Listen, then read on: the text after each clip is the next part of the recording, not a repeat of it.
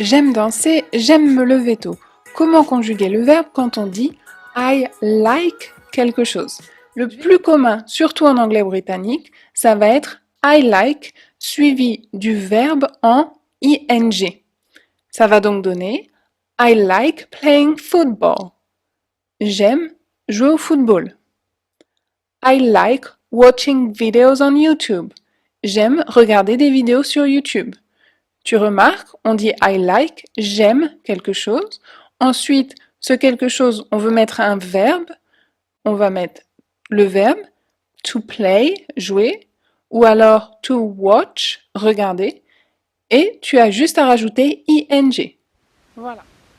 Pour écrire des phrases en anglais avec ces verbes, vous allez utiliser le présent simple. C'est un temps qui sert à parler de nos caractéristiques générales.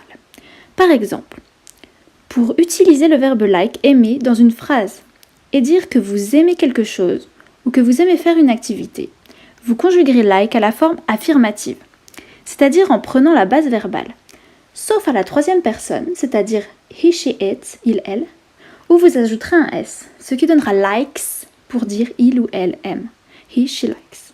À la forme négative, pour dire que vous n'aimez pas un objet ou une activité, vous allez ajouter la négation don't devant like, sauf à la troisième personne, pour il, elle, où vous ajouterez doesn't. Enfin, pour interroger une personne sur ses goûts, vous utiliserez la forme interrogative qui vise à inverser l'ordre entre le sujet et l'auxiliaire do conjugué, ce qui donnera do I like, do you like, does he like, does she like. Par exemple, avec does à la troisième personne.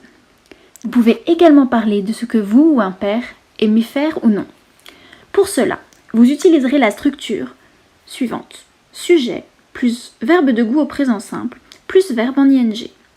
Par exemple, pour dire que vous aimez dessiner, vous allez utiliser le verbe draw, dessiner précédé du verbe like, ce qui donnera I like drawing. Si vous voulez dire que vous n'aimez pas dessiner, vous direz I don't like drawing. Vous ajoutez donc ing au verbe qui suit like, c'est-à-dire draw. Pour dire qu'un père, par exemple, l'une de vos amies, adore jouer au basket, vous utiliserez l'expression play basketball.